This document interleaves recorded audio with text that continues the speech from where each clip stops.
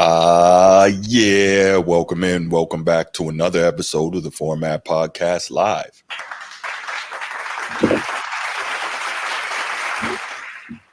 Actually, I'm so used to saying that we're not actually live. This is a recorded episode that we're going to drop a little later. But we are going to talk some college football today, as you can see by the thumbnail. And of course, I got my guy with me, Ryan Langford, the Format Podcast official college football analyst, the former, let's go with it. Let's see if we can get this first time. Former Fighting Illini, former Indianapolis Colt, former Ottawa Red Black, former BC Lion, former Saskatchewan Rough Rider, wide receiver and kick return specialist. What's good, Ryan? Thank you for joining me. What's going on? Glad to be here. Absolutely, man. Love having you and love getting your expertise to talk ball, man. So as you can see, guys, we got a pretty good show for you here today. I'm going to talk some of the big games last week in week 2 of the college football schedule, and then we're going to finish out with a couple of what we're looking to for a not so exciting week 3, but a couple of games that I'm really interested in, or maybe a few. And before we get to that, though, you know what time it is. If you're here on YouTube and you haven't already, please make sure you go ahead, click that like, that subscribe, that notification bell. Make sure you're kept up to date whenever we drop new content on the channel. If you want the audio-only version of the podcast, open up your audio podcast platform, hit the search bar, type in The Format Podcast, and we should come right up. If you're enjoying the content, make sure you give us that like, that 5-star review, and drop a comment. All that stuff helps us rise in the algorithm, helps us find more sports fans, helps more sports fans find us. And finally, make sure you write it down, put it in your phone, set an alarm, do whatever you got to do to remember. Saturday nights at 7 p.m. we are live here on the Format Podcast, and we'll give you the opportunity to call in, talk to us, get at me. I love it. I can't wait. All right. So Ryan, let's get right to it. And you see this first topic, and I can honestly say I was pretty much over it by now. I'm one of those people that, for the most part, I don't harp on stuff. Stuff happens, and for the most part, and I'm like, okay, got to move on, got to do the next thing, got to get better, whatever it is, right? Got to make the improvement. However, now that we got to talk about it again, and I got to get your take on it, man. This was tough, man. Obviously, Notre Dame lost to number 5 at the time, University of Notre Dame, coming off a huge win, probably the biggest in the program since 2012 at Oklahoma, in the midst of a run to the national championship game. They go down in week 1 and beat a very talented and athletic team at Texas A&M, and then everyone's kind of giving them their flowers, so on and so forth. And they read the press clippings, they drank the Kool-Aid, whatever you want to say. They come back home in their home opener and get stunned by Northern Illinois U, in one of the biggest upsets in recent memory, which even led some people to ask, was this a bigger upset than, Appalachian State over Michigan back in the day? I think Notre Dame was a 28-point favorite coming into this game, and they lost 16-14. So your thoughts on this, man? Yeah, it's, for me, tough for Notre Dame to kind of go down like this. But this is what I love about college football. You gotta come prepared. You know what I'm saying? You gotta come prepared every week and perform. And what Northern did, they believed from the beginning. They knew from their week of practice that they could come in and compete with these guys. And I really think it shifted when they got that field goal. Not even the block field goal. It was before the block when they went up 10-7 at Notre Dame. Notre Dame is silent. Their sideline is kind of like, hey, wait a minute now. We might be able to do this. Then, Notre Dame turns down. They blocked the field goal going into half. And after that, it was, it was tough for them to kind of bounce back. But I love the preparation that Northern had. I love how they came and just didn't care about anything, right? They just went out there and just played, had fun, and ultimately ended out with a win. Yeah, that it's just a tough spot to be in. And you're seeing a lot of these highlights right now, and Notre Dame, they didn't play the way they're capable of playing. Obviously, you got the turnovers, right? You saw Riley Leonard drop back there and just throw an easy pick right to, and I believe when he threw that pick, it was 2nd and 1, right? So you're Notre Dame. I don't know why you don't run that, but I guess you're Mike Denbrock, and you're assuming that they're assuming you're going to run, so you call up a Right. shock play. But again, I'm old school. You know my mentality: run the ball, stop the run. And at 2nd and 1, you're Notre Dame. You're supposed to be O-line. You're supposed to impose your physicality right there, and you're supposed to pick that up on the ground, get a new set of downs, keep it moving, and then if you want to take that shot, maybe on 1st down, you do that. But I definitely would have taken that on the ground.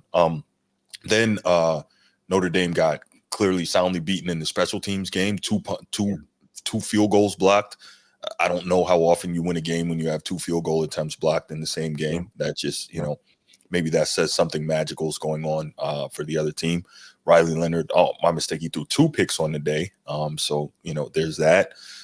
Notre Dame did not run the football, as I was mentioning, like they're capable of. 28 carries for 123 yards.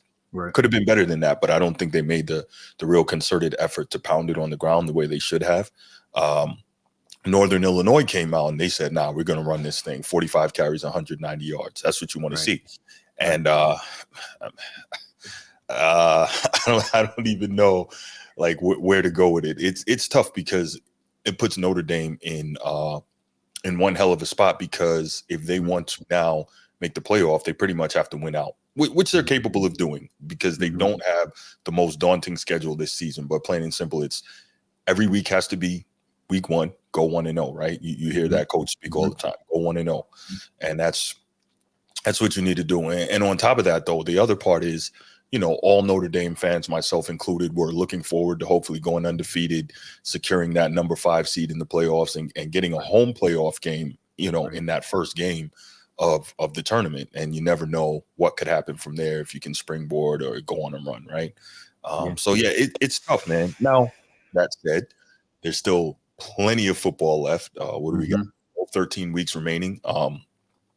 You have a lot of other teams that are probably going to take some losses. So if Notre Dame should handle their business, they can climb right back up into this thing. But it's tough, man. And, a lot of people really hate Notre Dame football, and I get it.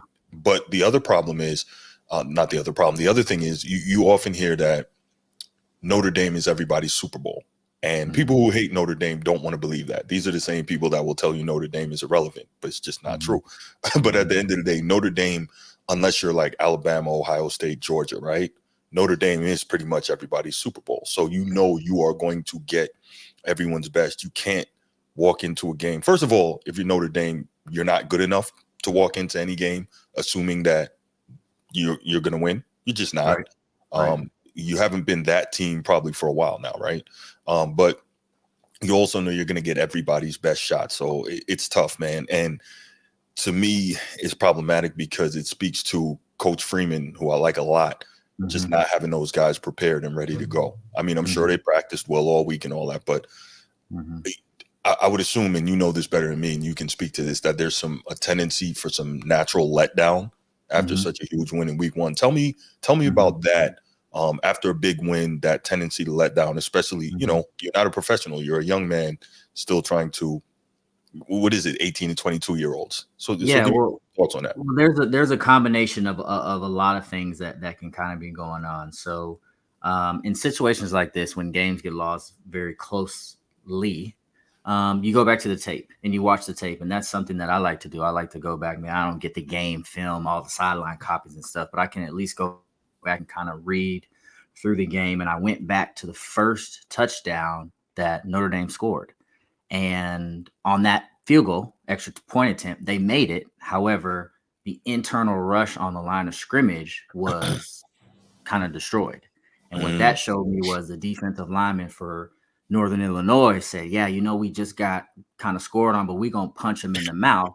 Okay. And they penetrated and beat through. Now, in their mind, they might have belief like, hey, man, there might be a chance that we might be able to block this in the future. So the little things, you got to, every play matters. The center's got to snap the ball, get your hands out, get your head up, things like that. All those little things matters. And as a coach, what they're going to do, they're going to critique all those things, because every team that they're playing is now watching film and saying, hey, they're vulnerable on the inside. So center into y'all got to make those corrections so that we can move forward. And I think that they will make those corrections, right? Because at the end of the day, Special teams is a big game. Special teams is a big part of the game. It can get win and loss, and I think that coach is going to stress the importance of, hey guys, we got to be on our P's and Q's. This is why every little inch matters, every little detail matters, because those small details can add up. Those seconds can add up and cause you to lose a game.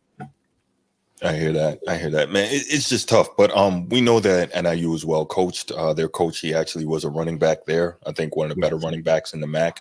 Yes. Brief stint in the NFL. Then he spent some years, I believe, on the Ravens coaching staff. So, he's been in some good places around quality organizations, right. And now he's come back and clearly he's developed a program and he's developed a believing type of mentality and guys who will come out and compete, and that's always good to see. So I can't put it all on Notre Dame not doing what they were supposed to do. There has to be some credit given to NIU doing what they were supposed to do. Yes, and they did. And there was a clip, I don't remember what part of the game happened, but NIU player made a mistake and head coach ran a good 15, 20, 30 yards to this man, got in his face and corrected him. And me being a former player, I can appreciate a head coach that comes and coaches, and I can appreciate even more a player who receives that coaching. Does that make sense? And I think Absolutely. that type of community that they built, that type of player coach understanding, like, hey, I'm gonna get on you, but understand when I get on you, that's because I love you, and we trying to win, and we trying to win some games. So just seeing that he interacted with his one player in that one moment, that time, I was like, yeah, this is a well-coached team who believe in their coach. So I'm excited to see how they roll forward from this, and we'll see what happens. So I heard something said, obviously I consume a whole ton of sports media, and now I'm a member of it as well. But I heard something said along the lines of like, as a player, you only have to worry when your coach doesn't get on you because they don't expect anything and they know there's nothing to get out of you. But if your coach is really, riding you tough, then you know that they see that they can get more out of you. Is that true? Is that kind of the mentality? Yeah, that's true. There's some truth to that. And I think there's also a lot of truth to what lessons are kind of taught within football. It's hard for accountability. It's hard to take someone coming to you and saying, hey, that's wrong. You're wrong. You need to do it like this. And everyone knows you're wrong. That's hard. So that just makes you want to be that much more on top of your playbook, on top of your play. So that type of stuff doesn't happen again. And that accountability is huge. But you want a coach that gets on you a little bit. You also don't want a coach who's too tough, because that's challenging. But usually those coaches in those situations know that you can step up to that challenge and be the player that they see in their eyes. So the sooner you can learn that as a player, that if a coach is on you, that's a good thing, and you should kind of buy into that and maybe take that criticism, the faster you'll be able to develop and grow as a player, in my opinion. No, that makes a lot of sense. And I think when you say something along those lines, it also tells us just how special Tom Brady was as a personality, as a player, to be able to take literally 2 decades of, just monster tough coaching from Coach Belichick, despite everything that he had done. But the fact that he was able to do that and bridge that gap between Coach Belichick and the rest of the team, because he was able to stand up there and take the hard coaching, it says a whole lot. And as we know now for a fact, it was so integral to the Patriots' long-term success.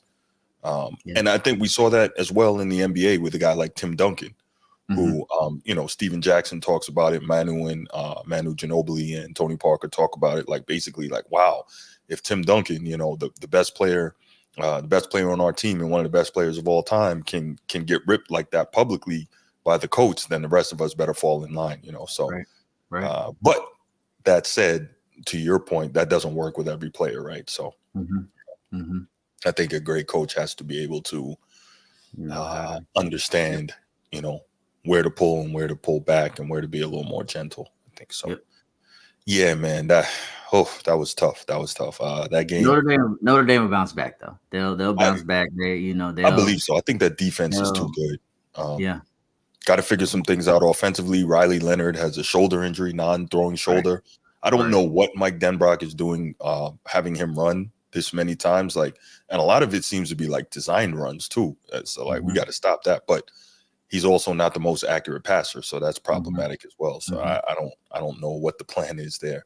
But I don't know, man. I don't know. Yeah. It's a tough one. It's a tough one. All right, let's move on from Notre Dame and my pain. Which many of my friends enjoyed a great deal last week because they're tired of hearing me talk about Notre Dame all the time. But let's go to one that I was pretty shocked at the outcome, man. Your former Big Ten rival, University of Michigan, defending national champions, and the Texas Longhorns. So I think it's safe to say Texas is officially back, right? Texas is strong. legit. Yeah. Texas is a strong team. Complete team, I would say. Now, again, still early, and we're going to see how things progress. But I think they played a really physical game. I was impressed with how physical they were on both sides of the ball. I think they ran the ball really, really well, which surprised me against Michigan's defense. Correct. But it was taking all my points, man. My bad. Let me. I'll stop talking right now. You're good. No, hey, come on, bring it to me. But Let's go. I was very impressed. I didn't think it was gonna be. I didn't think it was gonna go down how it went down. But once you kind of start playing, behind in that momentum swinging, it's hard to get back. It's hard to get that back. That's right. Texas looked really good, and this is the first time in a while I really saw that Michigan's defensive line looked small. Man, Texas's O-line is gigantic. Yeah. And that's one thing I'll give Sark credit for. When he took the Texas job, he set about systematically building that team because he knew he had to go into the SEC. And so he built that team physically to be able to compete with the rigors of being in that conference. And as you can see, I think they're well prepared. Obviously, there's a lot of speed in the state of Texas. There's a lot of size in the state of Texas. And I think he's done a masterful job of building both of those things up. He's got them really prepared to play extremely well and extremely physically in the trenches, as well as, you got guys on the outside that can make it happen. Quinn Ewers is an outstanding quarterback, one of the best in the country, looks like a top 5 draft pick as of right now anyway. So he can stand in there and deliver the ball. You got Arch Manning as the backup if need be. So that's another guy that's ready to go. And one thing I thought was interesting, right? So Michigan's past 2 defensive coordinators were Mike McDonald and Jesse Minter. Jesse Minter is now with Harbaugh in San Diego, Los Angeles Chargers, right? Both of those guys coached with Jim Harbaugh on the Ravens staff. And both of those guys coached under Wink Martindale, right? And so Wink Martindale now left the Giants and he went up to Michigan and he's the defensive coordinator there. And so one thing about Wink Martindale, we know he's super aggressive defensively, sends a lot of pressure from a lot of places. And so it was really impressive, the game plan that Sark drew up and Quinn Ewers' ability to deal with the blitz, because obviously you saw the size of that mammoth O-line and Michigan wasn't getting pressure from the front 4. So Wink Martindale had to send, pressure packages from other places. And Quinn Ewers, he just, he dealt with that extremely well. 24 of 36, 246 passing yards, 3 touchdowns. So, I mean, I can't talk enough, as much as I'm not an SEC guy, about the way Texas went up to the big house and played those guys. And I think the other problem is the way Michigan is built as a program and has been built over the last decade or so. They are not built to be able to come back if they get in any deficit past maybe 7 or 10 points. They're just not, right? They're a ball control offense. They're a physical run the rock offense, but they weren't able to do that. And so once that happens and the other team starts getting away from you, you gotta, cancel Christmas, right?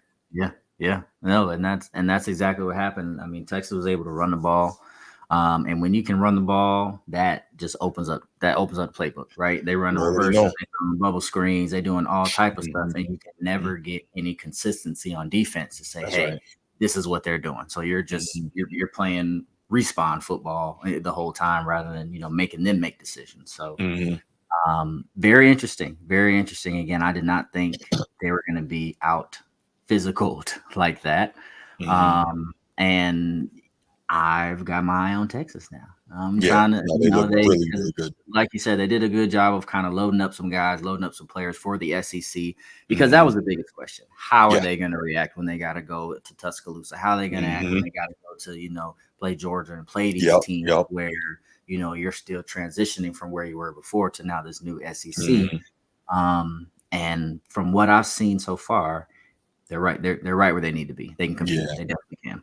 And I think that's going to be the test. I think in 2 weeks, what do they have? They have maybe the first or second week in October. I think they have Oklahoma, the Red River rivalry, right?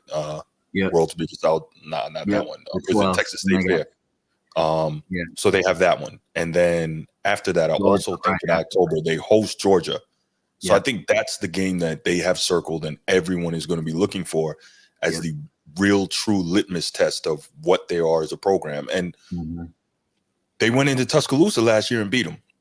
And They so did. if they're healthy, they probably can go blow for blow with Georgia, you know? Mm-hmm. So Mm-hmm. I'm definitely again not an SEC guy at all, but I'm super excited to watch that game, see how it plays out. And probably a lot of NFL talent going to be on that field. Yeah. It's going to be very exciting to watch. And but back to Michigan though, I think so I was disappointed, not just in this game, but Alex Orji, clearly he hasn't he didn't do anything to inspire confidence at the quarterback position in the Michigan coaching staff. Remember last year he was a backup and he was kind of a gadget guy, came in on a lot of read option packages and things like that, or goal line stuff. They would bring him in. And I was hoping, not hoping, but I thought that he had a good possibility of being the starting quarterback this season. Mm-hmm. And I think Mm-hmm. this guy Davis Warren, I think he's a true freshman, and so he's the guy starting. And so I'm like, Alex Orji did not do anything. He didn't have a good camp. He didn't have a good spring, Mm-hmm. clearly, because he doesn't have the job. It's going to be interesting to see if he stays or if he hits the portal or what. But I think Yeah. Michigan they've got to figure it out, man.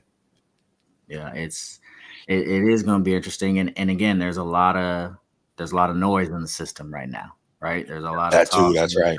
There's a lot of see when y'all don't know the plays, it's a lot different. There's a lot of I talk out there. I had an So Ohio State buddy text me um, that exact thing. I'm like, come on. Or I'm like, but see, this is where it's so disingenuous because I'm like, you can say that, but right, you're also nicely leaving out the fact that 13 Michigan players got drafted and more graduated and moved on. Like, right, come on, man. Let's not be disingenuous to push a narrative. Come on. I hate when people do that. Like, there's a lot of quality information you're leaving out because you want to make it look a certain way. Stop it. That's true. That's true. Yeah, Well, we man. gonna see how they bounce back. Let Yeah. me see. Michigan's got Arkansas State. Okay. Okay, that better be a bounce back win. It should be a bounce back win, but those are the games that Mm-hmm. get sneaky. Those teams. They're Arkansas State right now is 2-0, number one in the Okay. West in the Sun Oh, Belt, there you go. right?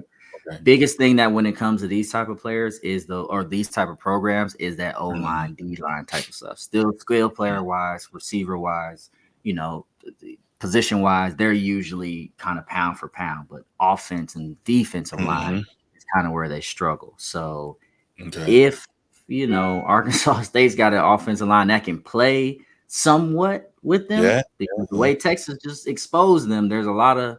If I'm a coach at Arkansas State, I'm saying, look at we're showing a bunch of plays that are big run plays, and say, hey, we can do this same thing, guys. We can do this same thing. You get them believing. And now you see what can happen when people believe. You never know. I And I was don't know just if about to say, Arkansas State can do it, but Notre you Dame never know. Arkansas State is looking at Notre Dame and they're saying, hey, why not us? Right? Why not? They probably see a wounded Wolverine and they're saying, hey, let's go get him. Let's go get him. Why So not? Michigan I'm has to like, be on guard against that and they have to be prepared. And also, they can't be looking ahead because the following week they have USC. So they have to think about that, That's right. That's right. So as we're talking about Michigan, I just noticed this. I didn't catch this. So yesterday, apparently, Michigan officially finalizes Sharon Moore's contract. Did you know he was coaching without a contract all this time? Even though they named him the head coach, he just got his contract. Crazy, right? How disrespectful. It is crazy, but now knowing that, I got a little bit more respect for him as a coach, because he is doing his job.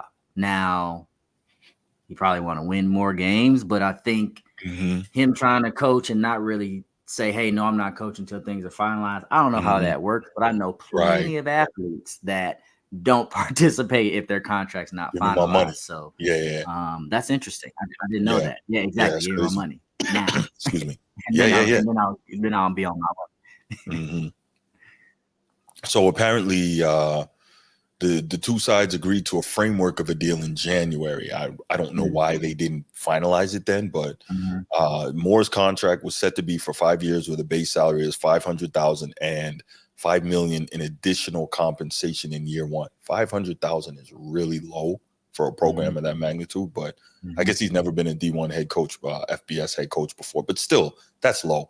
Yeah. Let's see. And 5 million in additional compensation in year one. His salary and additional compensation would increase by 2% in the subsequent years with a $500,000 bonus for each year he remained the head coach. Moore was also in line to receive $3.5 million in bonuses, including $500,000 for winning a conference championship and $1 million for winning the national championship.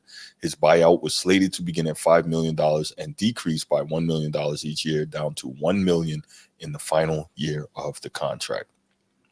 They could have taken care of him better than that. Mm-hmm.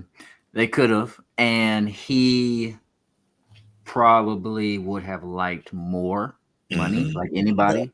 Yeah. But I also think he knows where he's at, and I think it's nice to be in a program that you've kind of grew up in, because he wasn't a head coach until Yeah. all this stuff started happening. So now you kind of got the same players, you kind of got the same routine, you can kind of make the tweaks rather than saying, no, I don't want that, I'll go somewhere else, and somewhere else never shows up. So I'm glad that they have a finalized contract. Hopefully he can get all his money, because I'm all about earning all your money when they don't try to give it to you in the beginning. Right. But good for him. Good for him. Hopefully they can turn around and he can make a living and get, not make a living, but make No, I get it. I a get it. career up there with Michigan. The other thing I'm thinking about though with that is, like, I feel like they lowballed him because look at the coaching job he did during all those games Harbaugh was suspended last year. Like, he doesn't step up and do the job that he did on the field, then that national championship doesn't happen. That's why I'm saying, like, they could have done a better job compensating him. But I guess it is. I guess it is what it is. Excuse me. Yeah. Yep. All right. So that's Michigan and Texas, and I think we can both agree Texas looks good. They do. But yeah, so we know obviously Oklahoma is going to get up for the Texas rivalry game, but I think Texas is probably going to win that. But with a rivalry game, you never know. But if they do, the true litmus test, like we said, is Georgia. So yeah, we'll find out. All right, this one was one that was really interesting to me. Colorado got smoked by Nebraska. Do you believe? Yeah. Yeah. And so before I even get into that particular game, it's killing me how you have so many people talking about how the media is out for Deion, this, that, and the third. And I'm like, how? The media has, for the most part, given Deion nothing but love. But his brash and braggadocious manner, which, okay, he's one of the greatest athletes we've ever seen, so he can do that. But his manner as a head coach, it's not always going to be flowers and rainbows. Like, there's pluses and minuses to everything in life, and that there's going to be some pushback that comes with it. I don't understand why he seems to be so upset about, the fact that he was so, again, brash and braggadocious coming in, and right now the wins are not adding up to what he told us it was going to be. So, like, when it happens that way, you have to accept what comes with it. And I don't understand why so many people seem to be bothered by that. What are your thoughts on that? I'm with you. Deion prime time. That's him. He's this guy. This flashy person.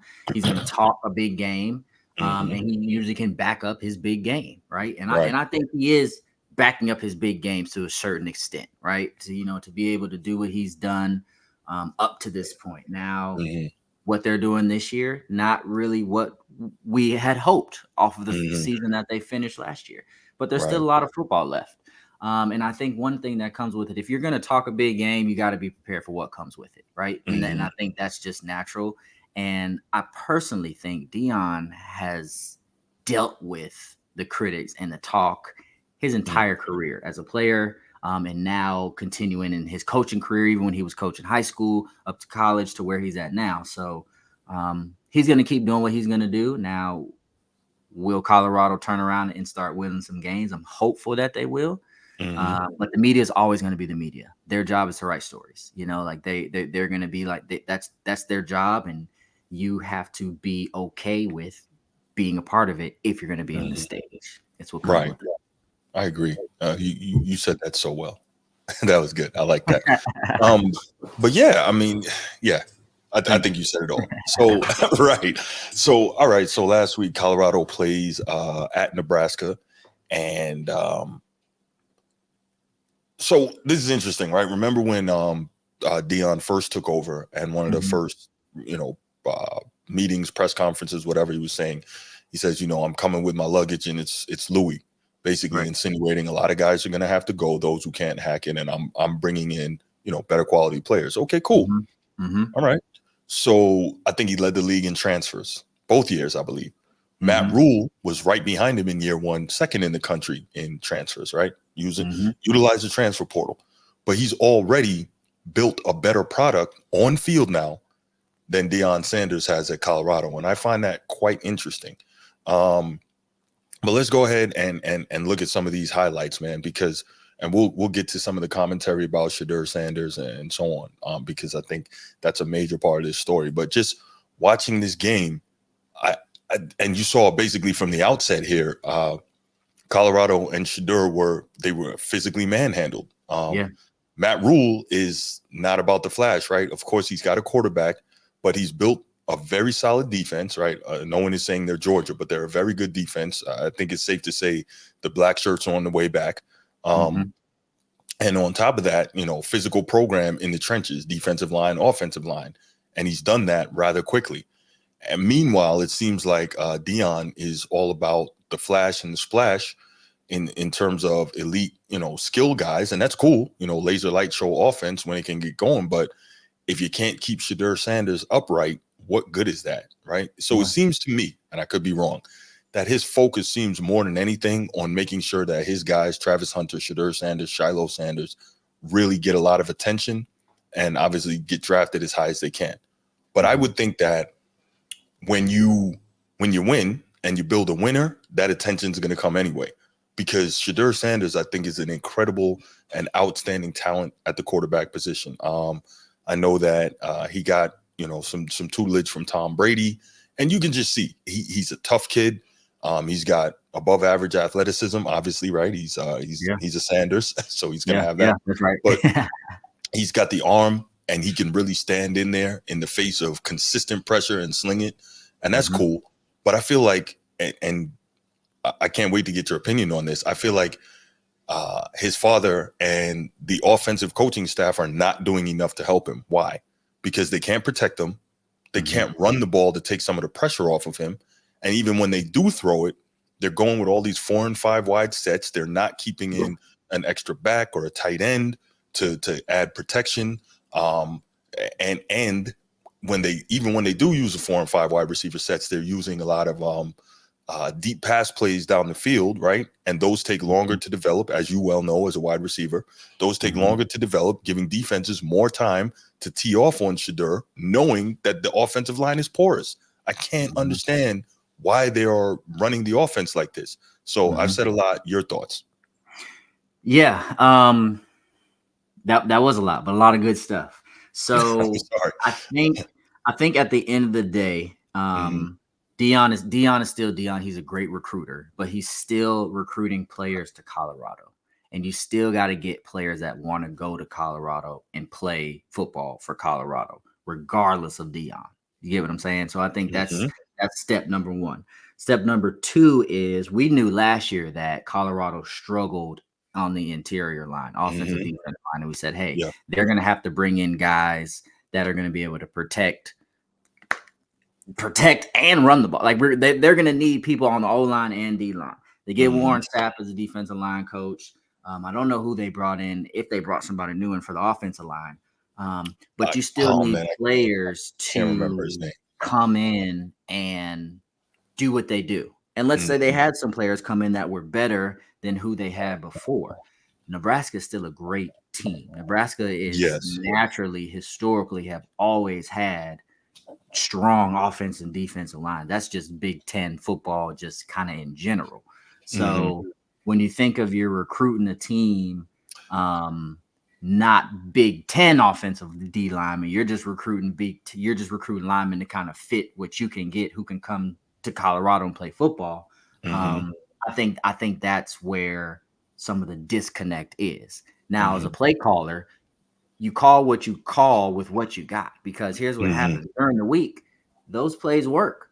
You know what I'm saying? When the ones are Right. going against the ones, Right. Shador's getting the ball off. Sometimes Mm-hmm. the O line is holding up, and there is that hope of like, man, we just need 4 seconds, and we know Mm-hmm. we got some of the top receivers in the country that can Mm-hmm. make plays. Because let's not forget, them boys was making some Yeah. plays when he Yeah. was getting the ball out there. Yeah. No doubt. Jimmy Horn almost had a kick return for a touchdown. Some guys, they're Mm-hmm. making plays once the ball gets out. It's just being Mm-hmm. able to hold up.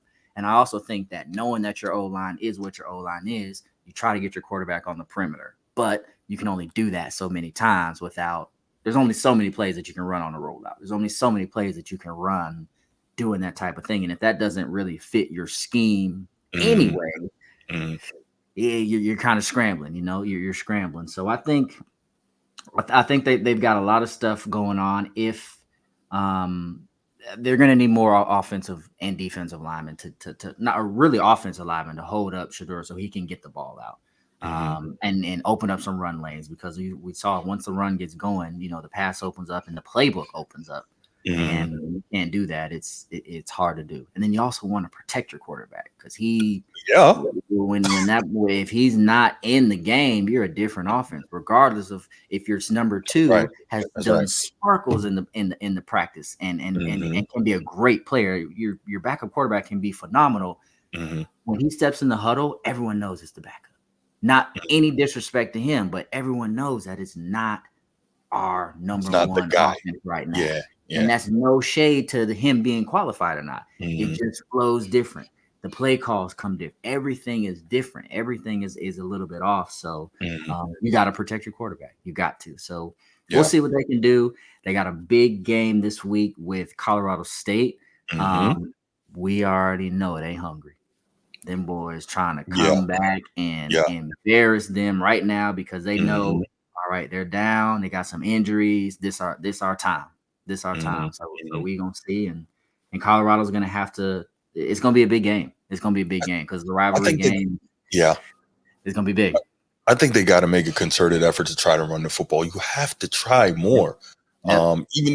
Even if you don't get the yardage, you still have to get the carries. You got to try and keep a defense a little bit honest. Colorado's O-line coach is Phil Loadholt.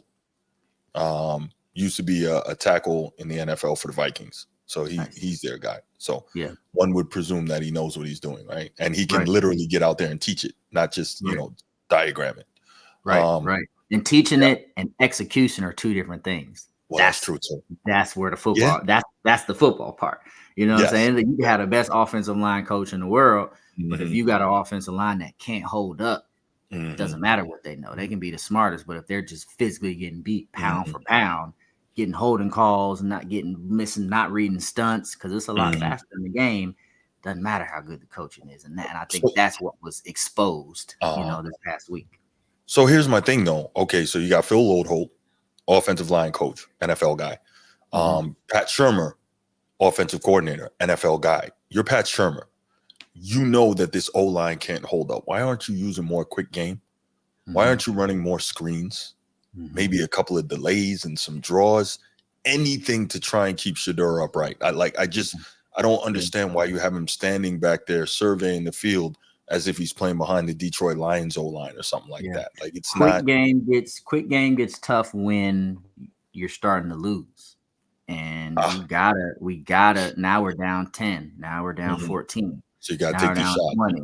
We can't Uh-huh. run we can't run quick game. We can't run slants down the field. They know we gotta score. They know we gotta push the ball down. Now they can Okay. load the box. You know what I mean? You know what I'm saying? So it gets tough, because the number game, the chance, the probability, the chances of opposition change. If you're up 7 points Mhm. compared to the tie ball game, that changes the perspectives of each play. When you're up 21-0, that changes the perspective of everything else. You know what I mean? So you can only do certain stuff, but it's it's hard. It's hard. It's tough. It's tough. Okay. So for us laymen out here, right?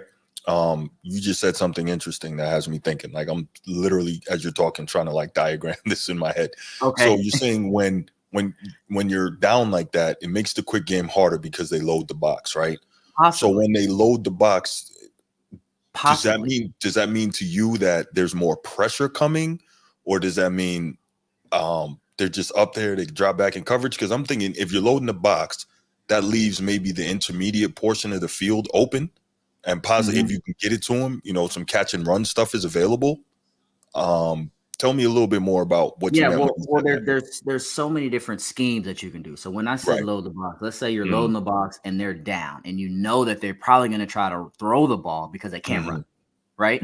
So you can push your corners up, load the box, and we know that the quarterback's going to have no time. He's going to get the ball, try to run. Now he's got to tuck it and run. We can take that gamble because we're up 21 points. Okay. Does that make sense? Yes.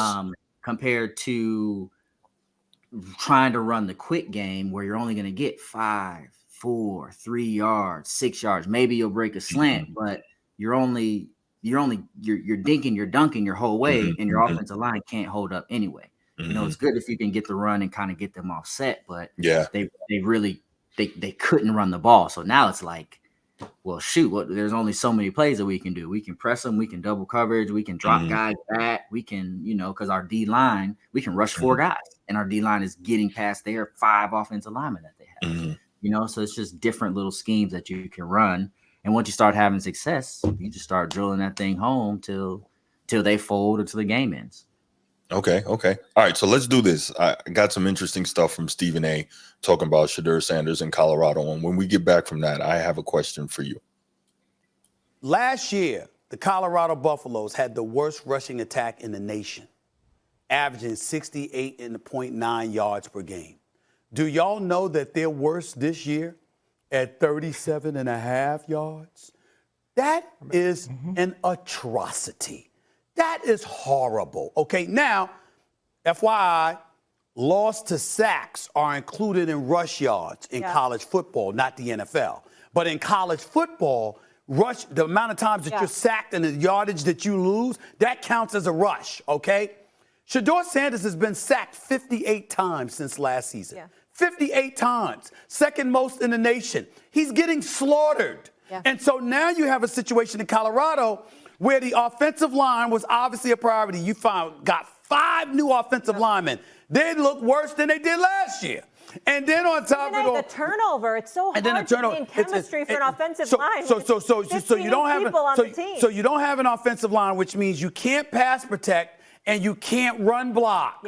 So we don't even know how to judge the running backs, and we don't know if we can judge Shedeur Sanders but so much because he's getting slaughtered.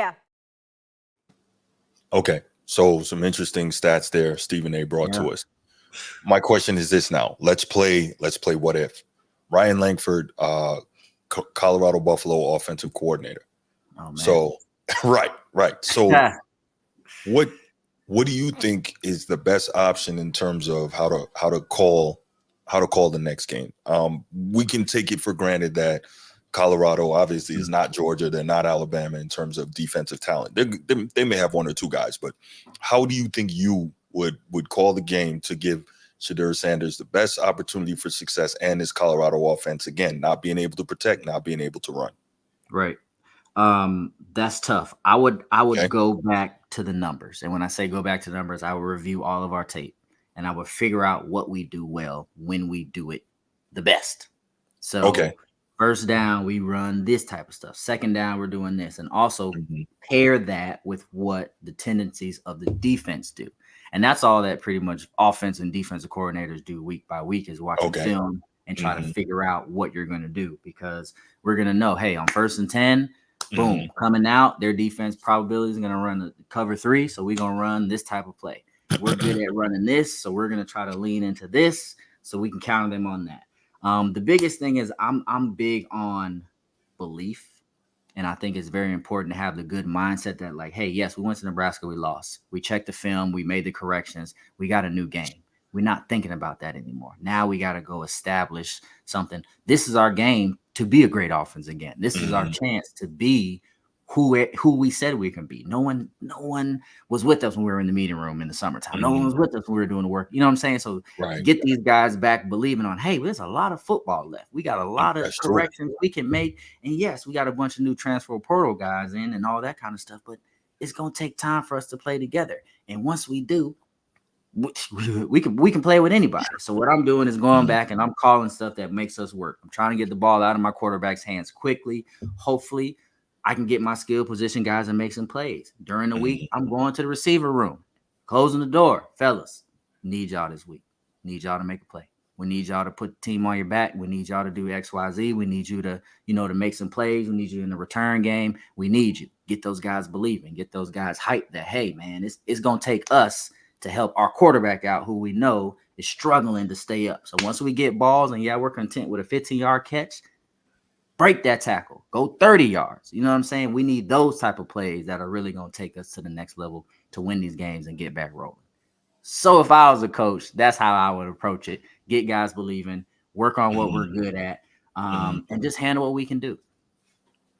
Do you have any concern about the fact that, and I don't follow high school recruiting, but for the most part, other than maybe, teams in which I'm interested, but do you have any concern at all about the fact that Shedeur Sanders, we know, almost certainly is off to the NFL next year, and we haven't heard anything about any high-profile quarterbacks being interested in Colorado? No. We can let's be honest. Colorado is lit from the Deion effect.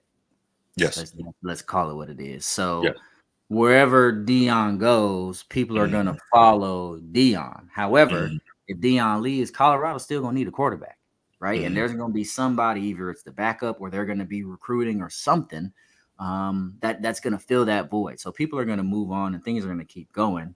And I think that there's so much talk on what Colorado has right now and with Deion Sanders right now that no one really cares about who's next, because Deion's right now and Deion's kids are right. You know what I'm saying? And we've got a guy who's playing offense and defense. He's playing every single snap. Like, that's the talk right now.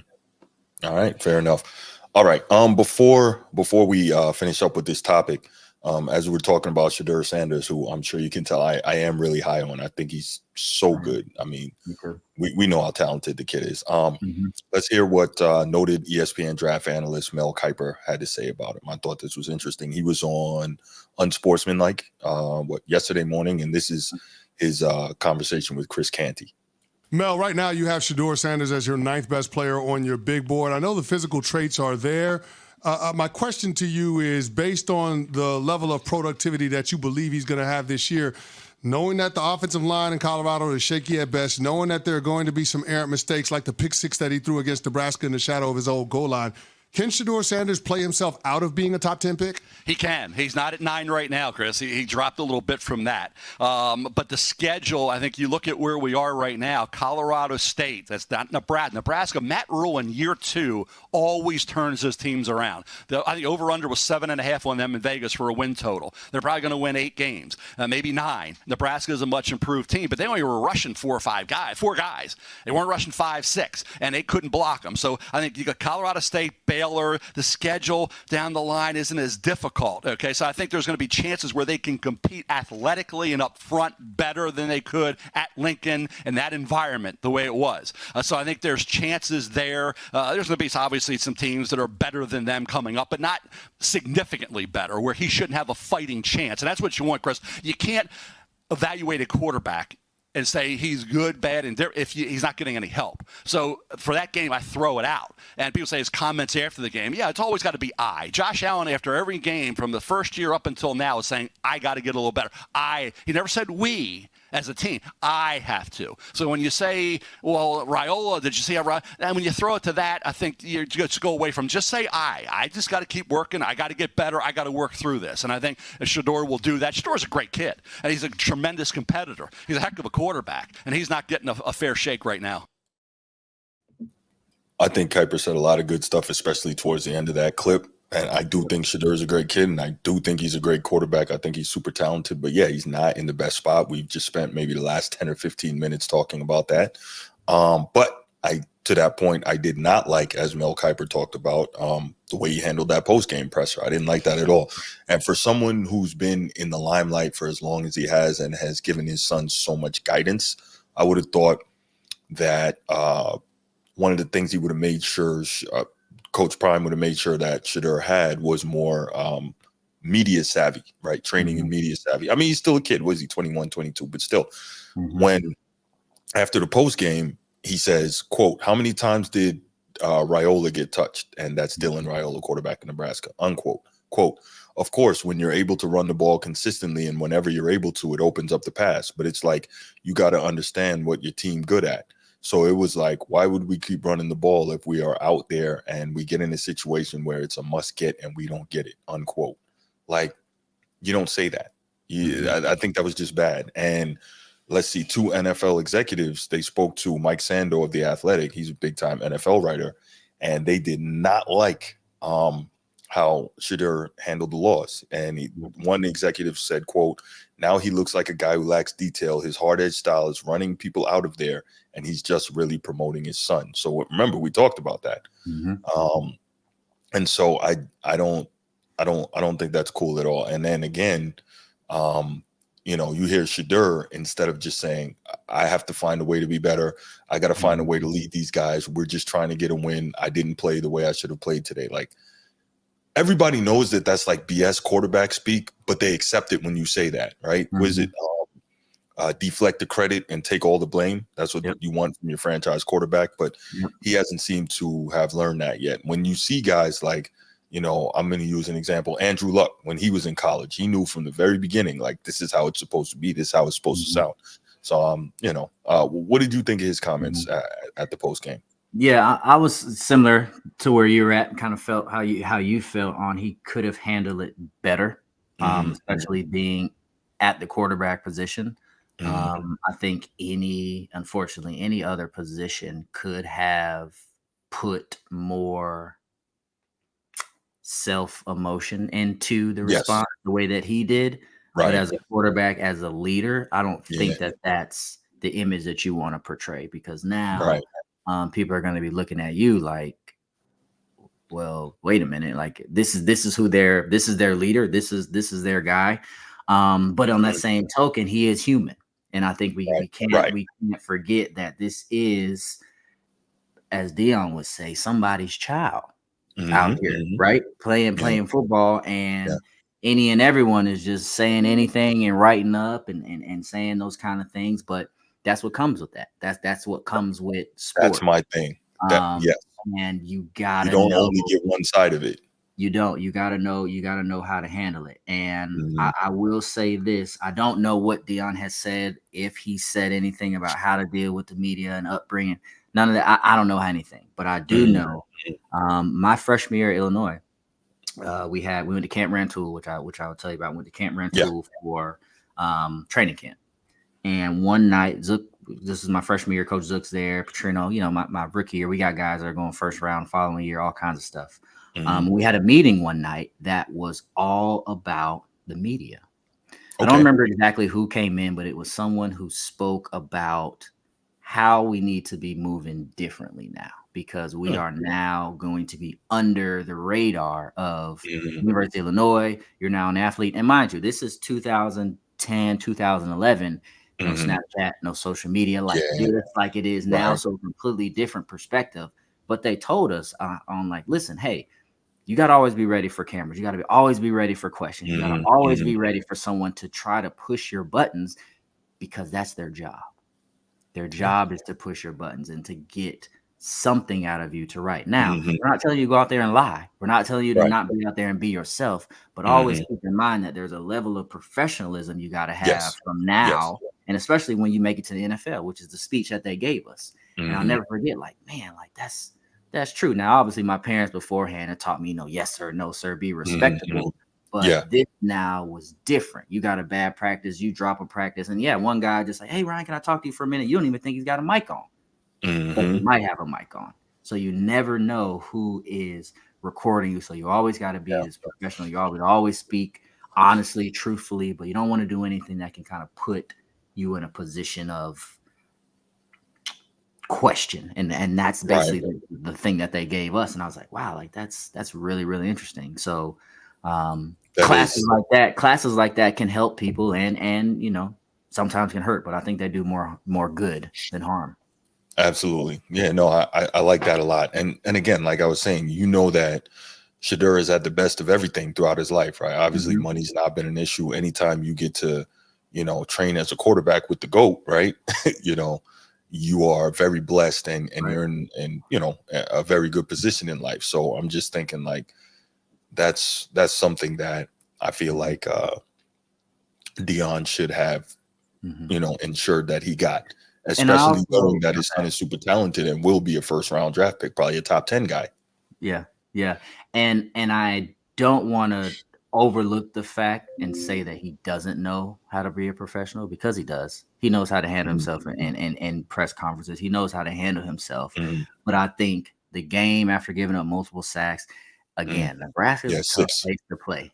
Right. Okay. I've heard some stuff from the fans when you come like it's a tough place to play. There's emotion. There's a lot of work that we put into this game. And if in that moment he had a vulnerable, you know, fleshly moment where you just kind of emotionally kind of took over, I can give you that, because I've been in that environment before. But you got to remember, if you're going to be the leader, if you're going to be the quarterback, you can't, you can never let him see his sweat. You got to hold it together. So let me ask you, as you brought that up, what's it like playing in Nebraska, in Lincoln? Man, it's tough. It's rowdy. Is it an underrated environment? Yeah, it's college football. There's nothing like college football, and I personally think there's nothing like the Big Ten. I'm sure the SEC people would argue with you about that. And that's another thing. I think SEC football, had I played in the SEC, it would have been a different type of crazy. But and it might have been heightened. I don't know. And I say it might have been heightened just because I'm from Florida, right? No, I get it. I don't know if it's any different, but you know, running out there being a Florida Gator would have hit different being from Jacksonville than when I was in Illinois. You know, but I get it. There's a lot of emotion into it, and Nebraska is a tough place to play. You know, Nebraska historically always had good defenses. Defensive backs were big, strong, physical players, and it was going to be a physical game. And I'm not gonna lie, I was a speed player. If you ain't get your hands on me, I was gone. You know, I was gonna be able to finesse and make some moves, right? I was in the slot, you know, I was using leverage, that kind of stuff. So when it came to we're playing physical guys, they got their hands on me. That was tough sometimes. So I had to utilize speed and leverage and things like that. But Nebraska was always a good, strong team, great environment. And I personally always loved away games, to be honest with you. Home games were always fun because it was convenient and we loved being in front of the fans. But the away games, I was playing in the stadiums and I was playing on video games. I'm going, and that's what I felt like. Man, this is it's really like that. Penn State, it's really rocking out here. Like, you know what I'm saying? So, but Nebraska is a tough place to play, and they're a strong team. I got you. One more question on your experiences before we move on to our week 3 look ahead. What did your dad say when you had to play against Penn State? I've always wondered in situations like that, how does that go? I don't even remember if he really said much. I just remember during the recruiting process, Penn State really wasn't really recruiting me too heavy. And then, you know, coming out of high school, I didn't have thousands of offers, but I had enough, you know, attraction to get me, you know, to Big Ten school. But I remember my dad really wanted me to just kind of do it the way I wanted to do it. You know, he kind of put his 2 cents in there and was like, you know, you could do this, but, you know, kind of go where you want to go. But he also put his 2 cents in there because he knew where I was trying to go long term, which is the NFL. Originally, you know, FAU was on the board. We went down there, did a visit. They offered me. I was like, man, FAU, that's cool. That's, you know, man, it's right down the street from the home. Like, whether I don't got to worry about anything. And my dad was like, well, what do you want to do long term? I was like, well, I want to make it to the NFL. He's like, well, why don't we, you know, kind of think about our other options? I was like, well, I made it out of Paxton to FAU. He's like, well, you could make it out of Paxton to somewhere greater too. Not saying FAU wasn't great, but let's wait to see what kind of happened. And I'm so thankful that we had that conversation, and I took those other visits and was more open to like, okay, let's see, what else is out there. And then, went to Illinois and we looked. Well, what I was more asking you, and that was a cool story as well, was in terms of him being a Nittany Lion and you being a Fighting Illini. When you had to play against him, how did that go? I've always wondered like situations like that. Time, so he's always, I think, internally rooting for me, right? But he loved, Penn State at home. And I think when we first went to Penn State my freshman year, he had a Illinois shirt and maybe a Penn State alumni hat, or one of the two. That way he was kind of in between of like, hey, I'm still supporting my son, but I'm a Nittany Lion at heart. And now that I am done, and now that I'm not playing anymore, so it's a little bit more like, oh, Penn State, Illinois, we get a little bit more back and forth that way. Oh, that's cool, man. When I was playing, he was more dad mode, more supportive. That's real cool. That's real cool. Yeah. I always wondered in situations like that, kind of how it works, But that's cool to hear. That's cool to hear. Yeah, it was. All right. Well, let's before you get out of here, man, let's go ahead to week 3. Look ahead, and what are the games you're looking forward to seeing? It's not a particularly exciting slate of games. I looked through it earlier. As you can see, obviously, and we talked about it, I'm sure we're both looking forward to Colorado State. I think exciting game. Look to see how Colorado bounces back. And we know Colorado State, I'm sure they want this. And again, that's a rivalry game. And I'm looking forward to Alabama and Wisconsin. Personally, I would have preferred Alabama and Wisconsin in maybe November. But, Alabama's they're not going to go to Camp Randall in November. That's not going to happen. Right. Yeah, but I think those are the main 2 games that I was to which I was looking forward. But did you also find it interesting, just going down the schedule, Oregon State playing this early in the year, as well as Washington State? Like the Apple Cup is normally the last game, so it's interesting that you see these. Sorry, go ahead. And I wonder if it's because of all the new conference realignment. That's what I'm thinking. Like, well, maybe that's why they're like, all right, well, they got to play these new conferences that they're in, so let's just give the people what they want early on, and then keep it going, because it's a money grab now, unfortunately. That I was thinking that as well. I'm like, because it doesn't make sense to see these in-state rivalry games. Crazy. So what are some of the games you're looking forward to seeing? Yeah, both of those games are on my radar. Interested to see how Colorado responds. How Alabama's going to play. Wisconsin is undefeated, Big Ten team.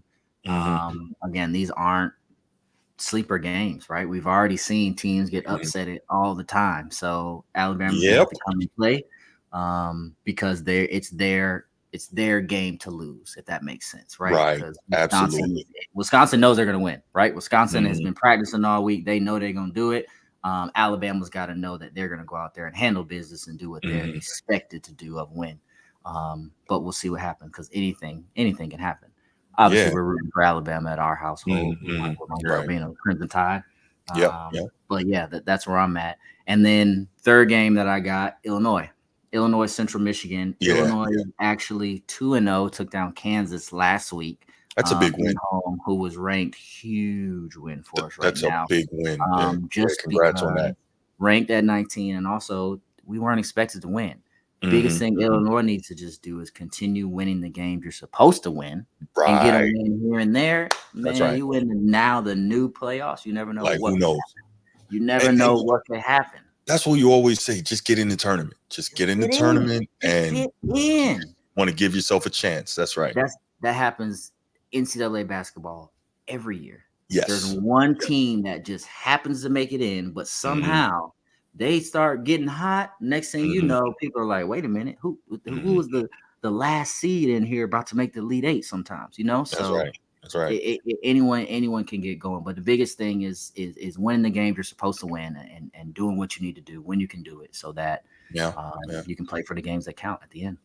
Yeah. And obviously, I'll be looking forward to Notre Dame at Purdue. Hopefully the Irish take out that bad loss on the Boilermakers, their in-state rivals. So they should. We'll see. They should. yeah, so I guess that's it. Good stuff as always. Yeah, good stuff as always. So if you're watching, appreciate it. Make sure you hit that like and subscribe on the way out. And make sure you get back with us on Saturday night for the normal live episode with the rest of the team. So talk to you there. And we're out. Peace.